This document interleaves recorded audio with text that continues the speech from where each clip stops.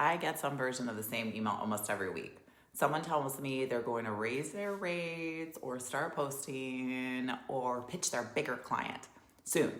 Once they've got a couple more cases, studies, once the offer's tighter, once they feel established. And then I check back a few months later, guess what? Nothing's moved. Same rate, same silence, same plan to do better. I cannot tell you how much that happens.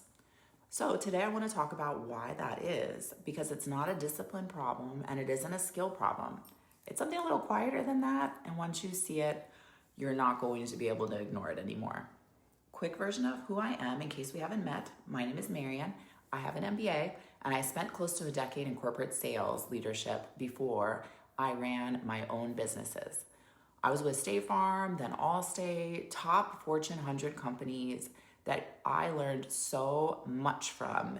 Corporate America is a trip, and I'm very grateful that I was there.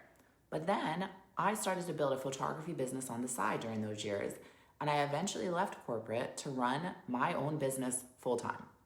I'm telling you that for a reason. I don't want to just list it off, but two things came out of that stretch that make me worth listening to on this. One, I sat in on sales for years. I watched hundreds of people talk about money, about their own worth, and about what they thought they could ask for. I saw the exact moment someone could talk themselves down from a number before they ever even said it out loud to the client. Two, I built a business from nothing while I still had the corporate job, which means that I did all the waiting I'm about to describe. I know the inside of it, and I'm not diagnosing you from the outside. This is from my lived experience. I really do know what I'm talking about because I have been there and I have done it. I did the thing. And so when I say the once I'm ready plan doesn't work, it is not a theory. It's 15 years of watching it not work for other people, but also myself included. So here is what took me so long to understand. The once I'm ready sounds like a plan. It has steps in it. I'm gonna do the case studies. I'm gonna fix the offer. I'm gonna build the portfolio. And it feels really responsible, like someone is being careful instead of being reckless. But most of the time, it's not a plan. It's a way of not doing the scary things while still telling yourself and feeling like you're going to. Because the case studies don't make you ready. I promise you they don't. You get this case study and then you're like, oh man, maybe I need two more. You tighten the offer and then you notice something else to fix. I can't tell you how much I am a systems and processes queen, and so I love to fix a little process. There's always something to fix. I also promise you that. That finish line that you're walking towards keeps the same distance from you the whole time. And I've watched this in sales constantly. Someone super capable, really good at what they do, sitting on a rate they knew was too low. And they tell me they raise it once they felt more solid or more established, to have a little bit more cash flow, more like the kind of person who charges those higher prices. But same deal, the rate was never the problem. The feeling they were waiting for was the problem. Because that feeling, they wanted it to sign a permission slip for them. It's not gonna happen, unfortunately. Let me give you a real life example. A woman I had worked with had been charging the same rate for 3 years. She was really good at her work. She was booked out. She was turning people away. And by any measure, she should have raised her prices a long time before. But every time it came up, she had a reason to wait. She wanted a few more testimonials first. She needed to redo her website.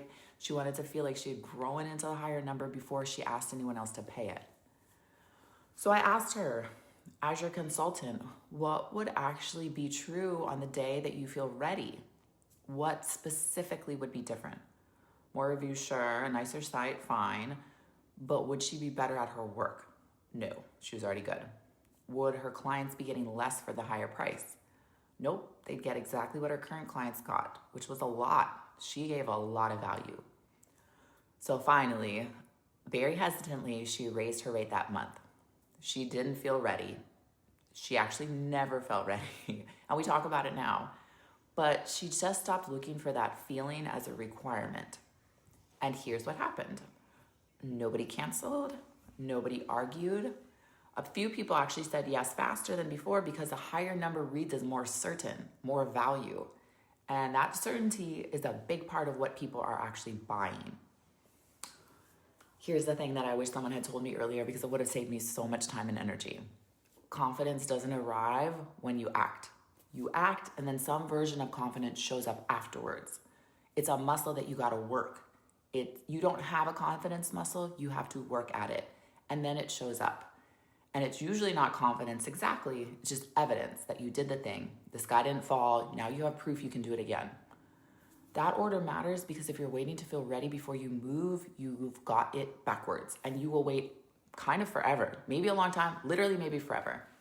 I didn't feel ready to leave my corporate job. I had the car, the pension, the corporate credit card, the steady check, the title.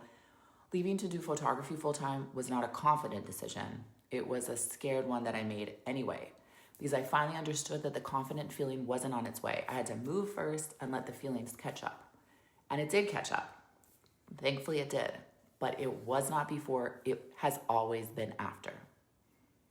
So if you're the person sitting on the raise, the pitch, the post, the thing that you keep meaning to do when you feel more ready, here's what I tell you. Pick the smallest version of it and do that this week. Ideally today when you watch this video, because I think we're all pretty good at procrastinating when we want to. You don't have to do the whole scary leap. You just take one little step, the next real step. So whether that's sending an email, naming a higher number to the next person who asks, whatever that looks like for you, do just that one little thing and then see what happens. You're not trying to feel ready. You're just trying to collect one piece of evidence. Then I want you to do it again. And that's the whole method. It's not glamorous and it doesn't feel like a breakthrough. It feels like sending an email you didn't want to send. It feels like doing that one little step. It feels scary, but just do it anyway. Most of what I teach in my courses is the how underneath all that. How to name a price and not flinch, how to be findable so the right person can actually choose you. But the courses can't do that first part for you, nothing can. You go first, and then the ready feeling shows up after. If it shows up at all, because sometimes it takes a little bit of time to show up. If anything that we talked about landed today, my links are below, and whatever you've been waiting to feel, please start before you feel it. I promise you, everything is on the other side of taking that first step.